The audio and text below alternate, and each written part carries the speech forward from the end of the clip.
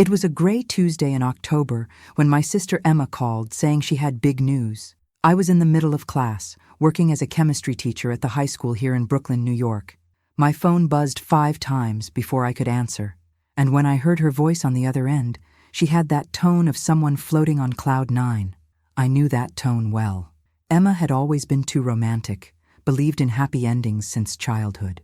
I, on the other hand, had learned a long time ago that life doesn't always keep its promises. We agreed to meet at the coffee shop around the corner from my apartment, that small, cozy place that smells of fresh bagels and espresso, where we'd been meeting since we lived with our parents in Manhattan. She arrived with sparkling eyes, cheeks flushed despite the cold cutting through the city that afternoon. She ordered a double latte and stirred the spoon for a while before speaking. I knew it was something big.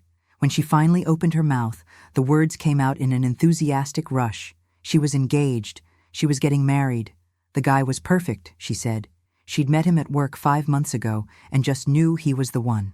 My heart tightened a bit, not from jealousy, but from that fear every older sister feels when the younger one is about to take a huge step in life. I asked his name. She smiled and answered, Ryan Mitchell. My world stopped. The noise of the coffee shop disappeared. The voices around became muffled, and all I could hear was blood pounding in my temples. Ryan Mitchell, the name I'd been trying to forget for the past 10 years. The name my daughter Madison asked about from time to time, with those huge brown eyes full of innocent curiosity. Dad's name is Ryan, right, Mom? And I always dodged the subject, changed the conversation, distracted her with something else. Because Ryan Mitchell had abandoned me pregnant at 6 months when he discovered that being a father didn't fit with his plans to travel the world and play in a band that never made it. I tried to keep my composure. I asked for more details with a voice that trembled slightly, and Emma noticed nothing. She continued talking animatedly about how sweet he was, that he worked at a tech startup, was 34 years old, came from Boston, but had been living in New York for 7 years. Every detail matched exactly. I wanted to throw up right there but held it back. I said I was so happy for her that I couldn't wait to meet the guy. Emma held my hand across the table and said she wanted to introduce me to him this weekend, at Sunday brunch at our parents' place in Manhattan. Mom already knew. Dad too. Everyone was thrilled. Everyone except me, who knew I was about to detonate a bomb in the middle of the family. When I got home that night, Madison was in the living room doing homework. She'd just turned 10 the week before and was at that stage where she asks 1,000 questions about everything.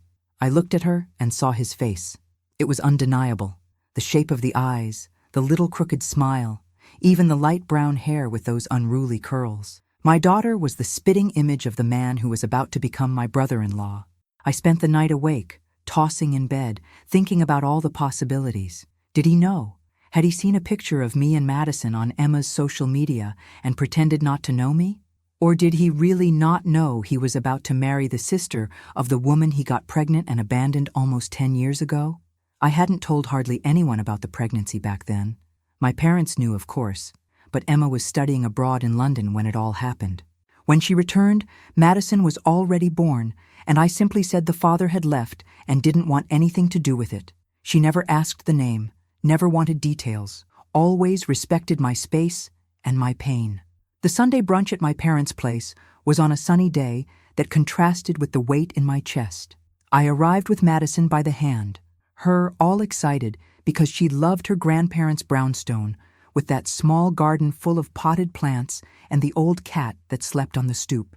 Mom was in the kitchen finishing the eggs Benedict and pancakes, and the smell filled the entire house. Dad was in the living room watching the game, and Emma hadn't arrived yet. I sat on the couch and let Madison go play in the backyard, my heart racing at every sound of a car on the street. When I finally heard the doorbell, everything in me froze. Dad got up to open the door and I stayed there, motionless, unable to move. I heard her voice first, all that excitement, and then a male voice I knew far too well, deep, with that soft Boston accent that used to make me laugh.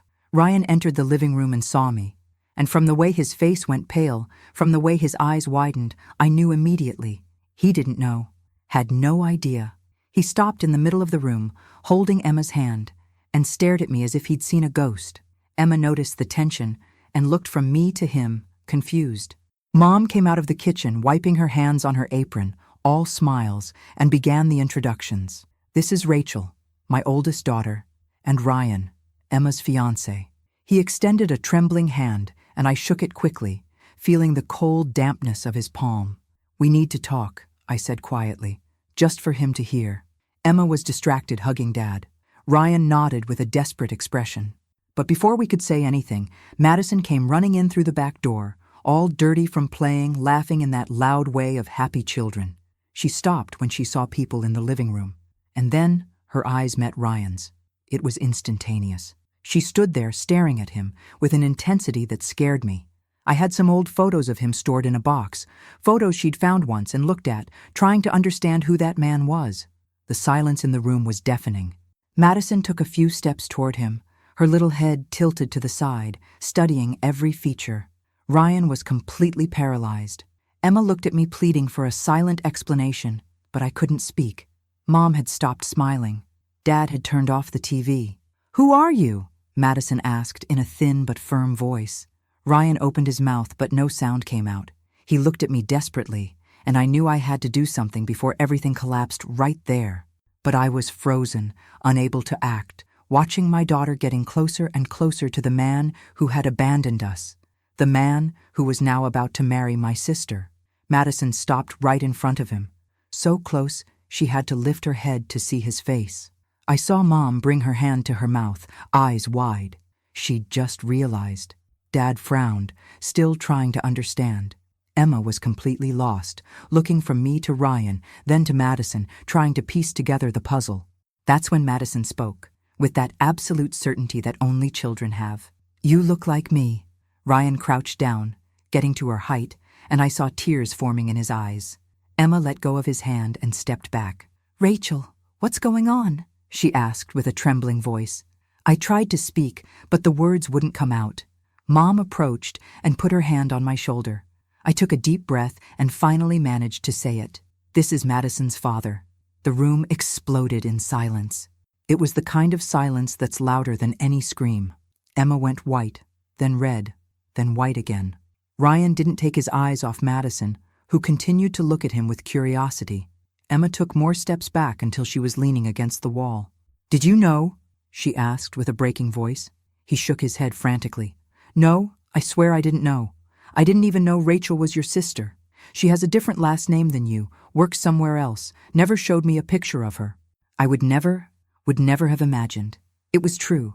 I'd kept my maiden name while Emma had taken our parents' hyphenated name after the divorce and Mom's remarriage. The pieces began to fit together for everyone at the same time. Dad was the first to react. He stood up and asked Ryan to leave. Now. His voice was hard. That voice I hadn't heard since I was a teenager and had done something seriously wrong. Ryan stood up, still looking at Madison, and started walking toward the door. But Madison ran and clung to his leg. "Don't go. I want to know you." Everyone's heart in the room broke a little at those words. Ryan looked at me, and I saw in him something I'd never seen before. Genuine regret, fear, desperation. Emma slid down the wall until she was sitting on the floor, sobbing. I went to her, knelt down, tried to hold her hand, but she pushed me away. "How could you? How could you not tell me?"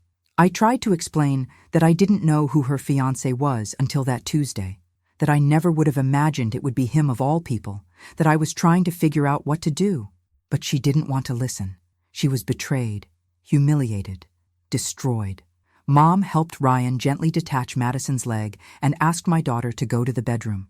Madison obeyed reluctantly, but before leaving, she turned and said to him, "I always wanted to meet you." Ryan wiped his face with the back of his hand and left through the front door without looking back. The door slammed, and I heard his car starting on the street. Emma remained on the floor, crying in a way I'd never seen her cry. Dad went out to the backyard, unable to deal with all that emotion. Mom stood between me and Emma, not knowing who to go to first. "I'm your sister," Emma said through sobs. "How could he do this to me? How could you let this happen?" I tried to explain again, but she got up and went to her room, slamming the door. The brunch went cold on the table. Nobody ate anything. I took Madison, and we left in silence, her with her hand in mine, asking me at every corner if she'd see that man again. The following days were hell. Emma wasn't answering my calls. Mom said she was devastated, that she'd called off the wedding, that Ryan had tried to talk to her but she refused to see or hear anything. She was rebuilding but blamed me for destroying her dream. I felt guilty, although I rationally knew I hadn't done anything wrong. But she was my baby sister, the person I'd protected my whole life, and now she was suffering because of a situation related to my past. Madison, on the other hand, wouldn't stop asking questions. Where does he live? When can I see him again? Why did he leave when I was a baby? Does he like ice cream? Each question was a stab. I didn't know how to answer, didn't know how to explain to a 10-year-old child that her father had chosen not to be part of her life, but that fate had decided to bring him back in such a cruel way. A month later, I received a message from him. It was a long text, apologizing for everything, saying he'd been a coward, that he should never have left, that he regretted it every day.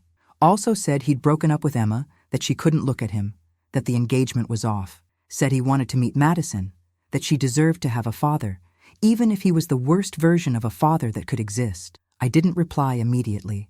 I spent days thinking, weighing, talking to Mom, to my therapist, to Madison's teacher. Everyone said the same thing. The decision was mine, but a child shouldn't pay for the mistakes of adults.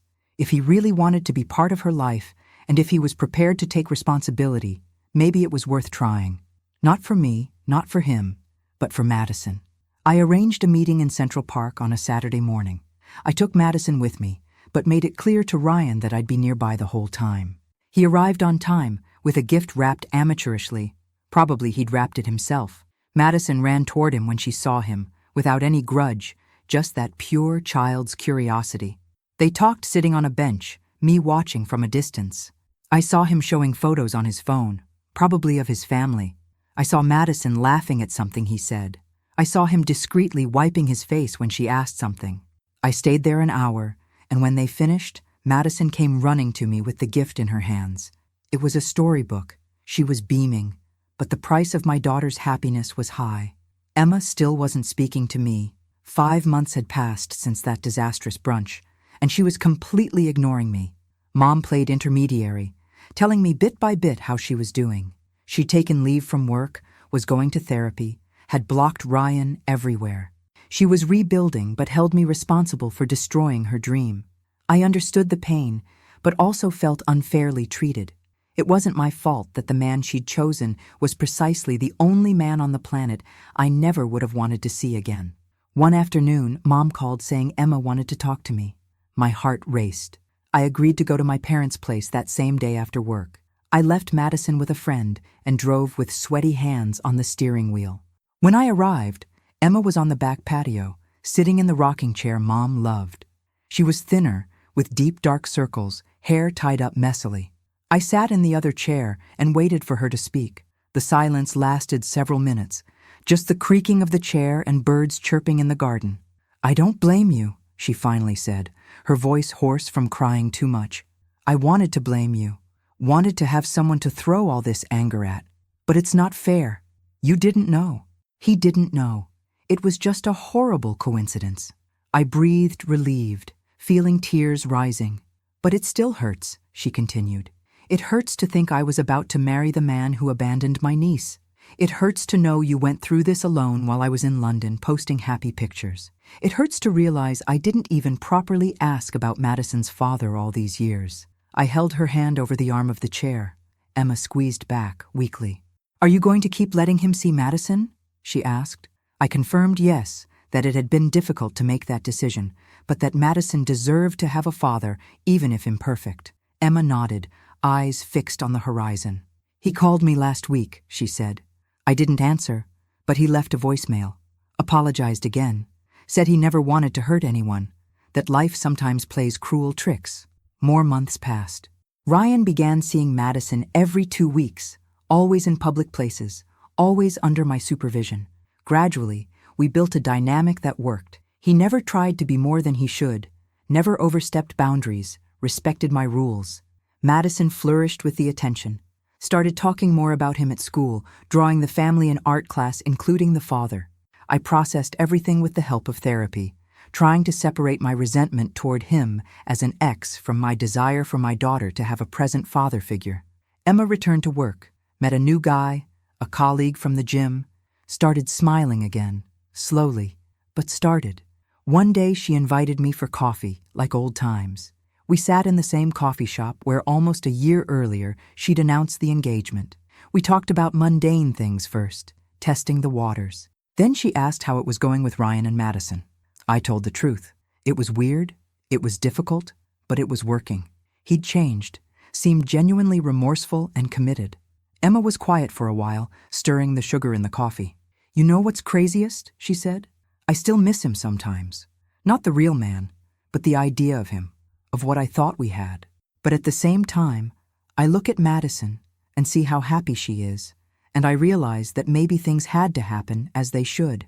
If I'd married him without knowing anything, I would have found out eventually, and it would have been worse." I agreed. The universe had a strange way of sorting things out. It wasn't the ending anyone expected, but it was what we had, and we needed to make it work. Weeks later, Mom organized a barbecue at her place. A small gathering, just close family. Emma came.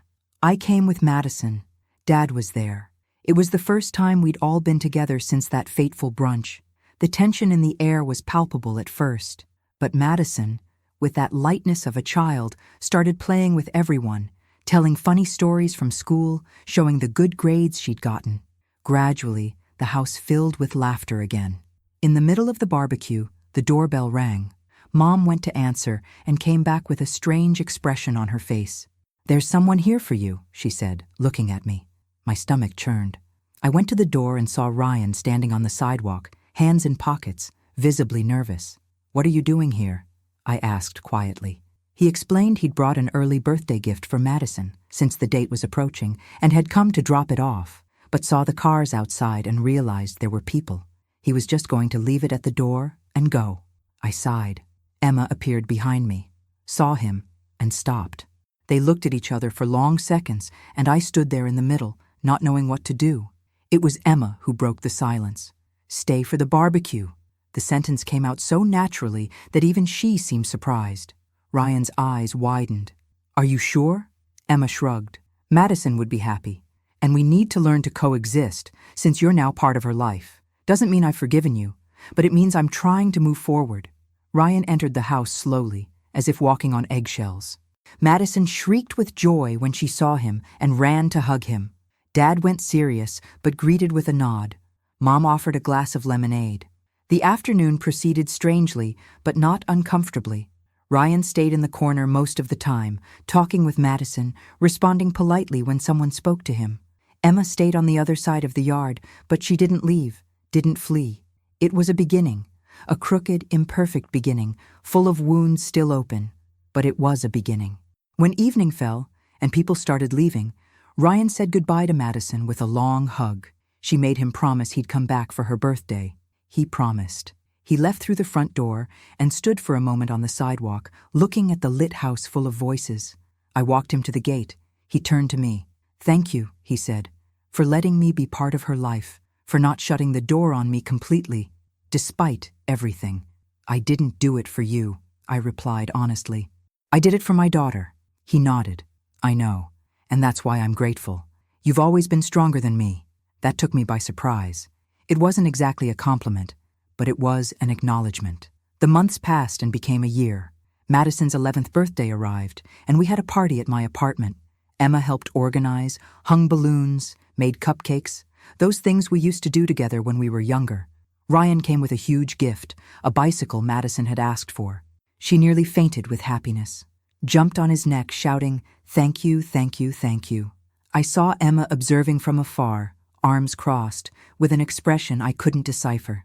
After the kids were all playing in the hallway, she came to me in the kitchen. "He's a good dad," she said suddenly. I looked at her surprised. "I mean, he's trying. You can see it." I agreed. He really was. Showed up to arrangements, called Madison during the week, asked about school, about friends. Paid child support on time without me having to ask. He wasn't perfect, but he was present. Emma sighed. I thought I was going to marry him, have kids with him, build a life, and now I look back and see I didn't even really know him. We had 5 months of a relationship. I was in love with the idea of him, not the real person. I put my hand on her shoulder. "And now? How are you really?" She smiled a little, but genuinely. "I'm better. I met Jake, you know. We're taking things slow, no rush, and I'm learning not to idealize people. Everyone has a past. Everyone made mistakes. What's important is who we choose to be now." That moved me. My baby sister had grown up, had matured through pain, and even though I hated that she'd suffered, I was proud of the woman she was becoming. The party went beautifully. Madison blew out the candles surrounded by people who loved her. Ryan took photos, but always stayed in a discreet spot, respecting boundaries. When the guests left, and only the mess of confetti and cake remains was left, Emma helped clean up. Madison had crashed on the couch, exhausted and happy. The three of us stayed in the kitchen washing dishes, me, Emma, and Mom. Like old times. Mom broke the silence. "Life's funny, isn't it? We make plans, imagine how things will be, and then everything changes overnight. But in the end, what matters is that we have each other. Family is that. It's forgiving, it's starting over, it's accepting that nobody's perfect." 2 weeks after that birthday, something unexpected happened. I was grading papers on a Friday night when my phone rang. It was an unknown number. I answered cautiously.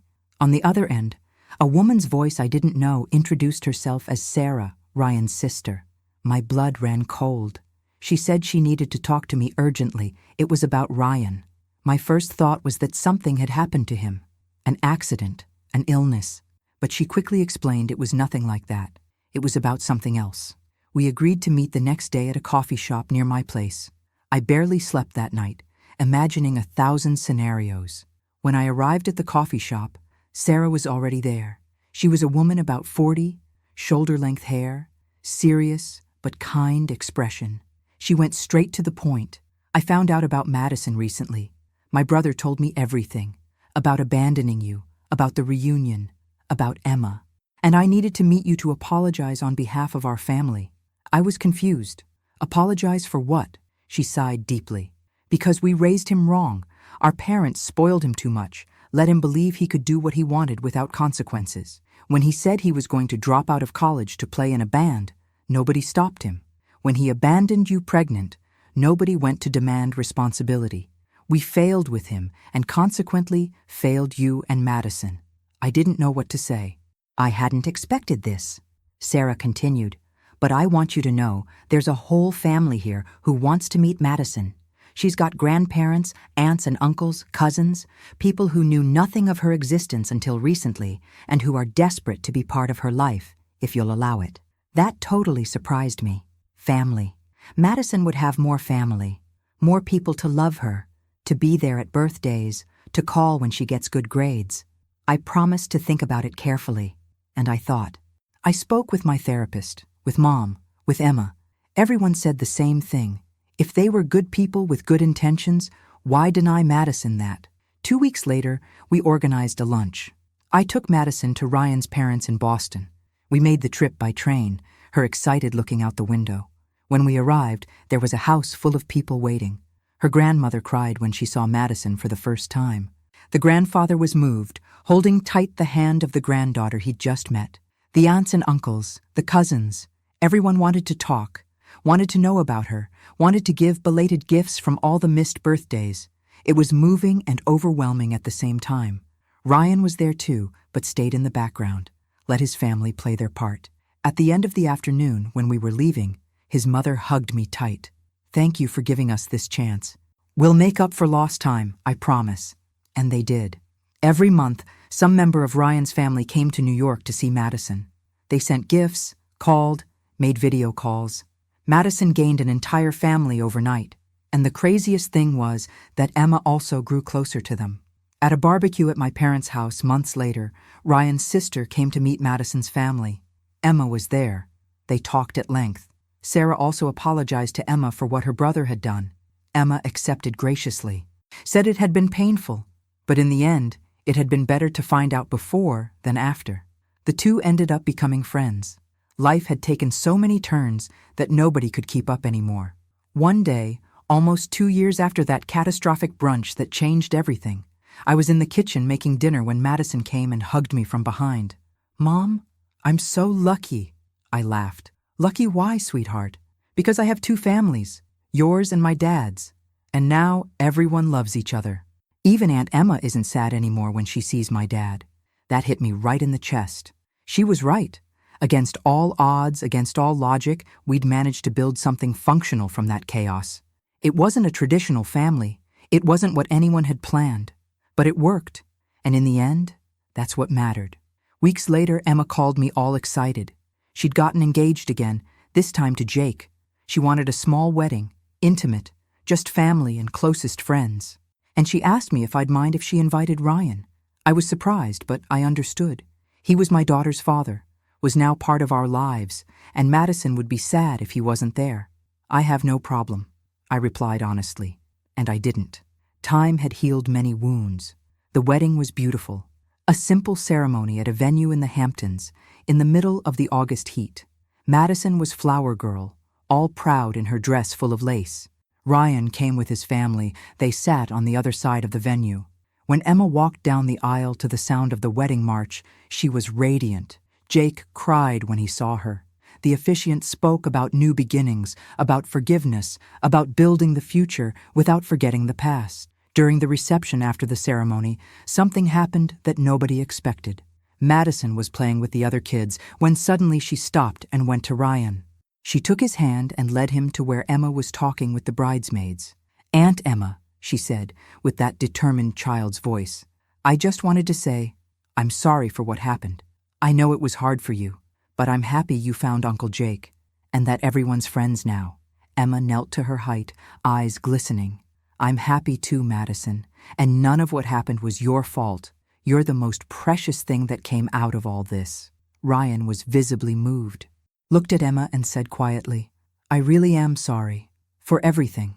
Emma looked at him for a long moment. "I know, and I forgive you. Doesn't mean we're going to be friends, but it means I choose not to carry anger anymore. Life's too short for that." They hugged briefly, a quick and slightly awkward hug, but sincere. Madison clapped as if it were the best thing in the world, and for her, it probably was. Seeing the adults in her life at peace, all in the same place, without tension, without drama. On the other side of the room, Mom held my hand. "Did you see that?" she asked with a choked voice. I confirmed, wiping my own tears. "Who would have thought?" she continued. "From that awful day came all this. A bigger, more complex, but loving family." I agreed. Life had a strange sense of humor. The ending wasn't what anyone had imagined. It wasn't the fairy tale Emma dreamed of when she called me saying she was getting married, but it was real. It was imperfect. It was honest. And it was ours. Madison would grow up knowing families come in all shapes, that people make mistakes but can redeem themselves, that forgiveness is possible even when it seems impossible, that love isn't limited, can expand and include people you never imagined, and most importantly, she'd grow up surrounded by people who loved her unconditionally. I looked around the room, Ryan chatting with Dad about baseball, Emma dancing with Jake, Madison running between the tables with her father's cousins, Mom handing out cookies, Sarah taking photos of everything. It was chaotic. It was strange. It was perfect, just as it was. Months after that wedding, on an ordinary Thursday afternoon, I was coming back from work and saw Ryan sitting outside my building. I was startled. We'd agreed he'd see Madison on the weekend. I got out of the car, worried. "Did something happen?" He stood up, hands in pockets. No. Sorry for showing up like this. I just needed to talk to you." We went up to the apartment. Madison was at soccer practice, so we had time. We sat in the living room, and he hesitated several minutes before finally speaking. "I got a job offer. In Chicago. It's a big promotion. A much better salary." My heart tightened. He was leaving again. Was going to disappear from Madison's life just as he'd appeared. But before I could say anything, he continued. "But I'm not going to accept it." I shook my head, confused. "Why not? It's a good opportunity." He looked me straight in the eyes. "Because I spent 10 years without my daughter. I'm not going to waste any more time. Money I can earn here too. But seeing Madison grow up, being there in the important moments that I can't get back if I lose it." I was speechless. This wasn't the same man who'd fled when he found out about the pregnancy. This was someone else. Someone who'd learned, who'd grown. "Are you sure?" I asked. He nodded. Convinced. Absolutely. Madison is now the most important thing in my life, and I know I don't deserve to be called a father. No, I failed in every possible way, but if you give me this chance, I want to prove I've changed. Not through words, but through actions. I breathed deeply. All right, but I'll hold you to it, okay? If you promise to be present, you'll really have to be, on good days and bad. At school events and parent-teacher conferences, when she's got a fever and when she gets bad grades, it's not just showing up in Instagram moments. He nodded seriously. I know, and I'm ready for that. We shook hands, a silent pact. When Madison came back from soccer and saw her father there, she was euphoric. He picked her up and spun her around, promising that from now on, he'd be even more present. She made him promise he'd come to the dance recital at school the following week. He promised, and he kept it, and kept on keeping it in the following months. He showed up at recitals, at games, at friends' birthday parties, started picking her up from school once a week. Gradually, without fanfare, he built a real relationship with his daughter. A whole year had passed since that transformative wedding of Emma's. Madison had just turned 12. She was at that preteen stage, questioning everything, testing boundaries. On a Friday night after dinner, she was on her phone when suddenly she spoke without taking her eyes off the screen. Mom, I want to spend a weekend at my dad's place. I nearly choked on the water. What? She finally looked at me. Dad invited me. Says he's got a spare room in his apartment, that we could have a father-daughter weekend. Watch movies, eat pizza, those kinds of things. My first instinct was to say no, but then I stopped. Thought about everything that had happened in the last 3 years. Ryan had repeatedly proved he was reliable, had changed, was present, paid child support, called, showed up. Why couldn't I give this vote of confidence too? I'll think about it, I replied. Madison sighed dramatically but didn't insist. I spoke with my therapist, with Mom, even with Emma. Everyone said the same thing. If I felt it was safe, if Ryan had shown responsibility, why not? It was part of the co-parenting process. I called Ryan. She told me about the invitation. He confirmed, anxious. I know it's a big step, but I really want to have this time with her. Get to know this version of her better. It's not to take time away from you or anything. It's just so we can build memories too. I know, I replied. And it's fine. It can happen. I heard the joy in his voice. Really? Rachel, thank you. I promised to take good care of her. And so it happened. The following weekend, Madison went with a backpack full of things to her father's place. I stayed anxious the whole time, but she came back on Sunday night beaming. Told me they'd made pancakes for breakfast, watched all the Marvel movies, played video games till late, that Dad had talked to her about school, about friends, about the things she liked. It had been perfect, and it became routine. Once a month, Madison spent the weekend with Ryan. I used that time to do things I couldn't do with her at home. Read, watch series, go out with friends, rediscover myself as Rachel, not just as Mom. It was liberating. Things were finally in a good balance. Until one day, 6 months later, Ryan showed up again, unannounced. This time he brought someone with him. Rachel, this is Jessica, my girlfriend. My world tilted again. Girlfriend. Ryan had a girlfriend. Jessica was pretty, friendly, a yoga instructor. She extended her hand with a genuine smile. It's so nice to meet you. Ryan talks about you all the time, about what an amazing mom you are. I didn't know how to react. Shook her hand a bit awkwardly. Ryan explained they'd been together for 6 months. It was going well. He wanted to introduce me to her before introducing her to Madison. Wanted my approval first. That surprised me again. He was genuinely being responsible, thinking of his daughter before everything. We talked, the 3 of us, in the living room. Jessica told me about herself, about work, about how she'd met Ryan at a yoga class, said she knew about Madison, knew the whole complicated story, and didn't want in any way to interfere or try to be a mother substitute. Just wanted to be a positive presence in his life, and consequently, eventually in Madison's life, if everything went well. I liked her. It was impossible not to. She was genuine, respectful, aware of the delicate situation. I gave my blessing for Ryan to introduce her to Madison, and he introduced her. Madison adored her, especially because Jessica did yoga and taught her some poses. In the following months, Jessica became part of the routine, was present when Madison went to her father's, They cooked together, went out for walks, did family things, and for the first time in all those years, I felt truly at peace with everything. Ryan had built himself a life, was happy, and most importantly, he was a present and responsible father. Emma also had her life with Jake. They'd recently announced they were trying for a baby. Mom was excited about the possibility of another grandchild.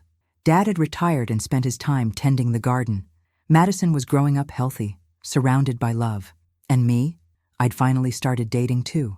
A fellow teacher, David, who had infinite patience with my neuroses and made me laugh.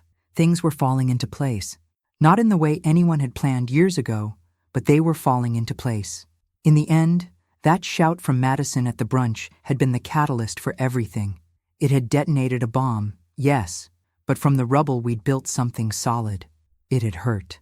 God, how it had hurt. But it had been worth it. I look back now at that day when Madison would potentially shout, "He's my dad," and the groom would try to flee. And I realize it was the best thing that could have happened. Because it revealed the truth before it was too late. Before Emma married a man carrying such a heavy secret.